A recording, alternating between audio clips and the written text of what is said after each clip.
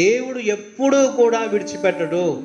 ఏ పరిస్థితులు గుండా నువ్వు వెళ్తున్నా, ఏ పరిస్థితుల్లో నీవు ఉన్నా, ఏ అగాధంలో నీవు ఉన్నా, ఏ శ్రమలో కోరికిపోయినా, ఏ రోగంలో కొట్టుబెట్టాడుతున్నా, ఏ ఆర్థిక సమస్యల మధ్య నలిగిపోతున్నా కానీ దేవుడు నిన్ను విడిచిపెట్టడంట. హల్లెలూయా.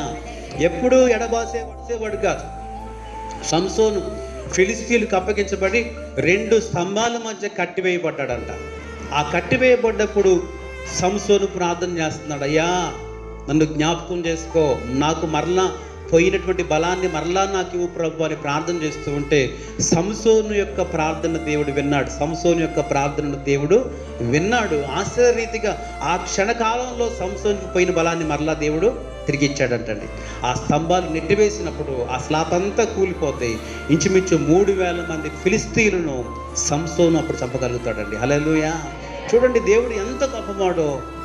సంసోను దేవుని వ్యతిరేకంగా నడుచుకున్నాడు, పాపంలోకి వెళ్ళిపోయాడు, కానీ సంసోను మీద దేవుని కటాక్షం ఉందంటండి.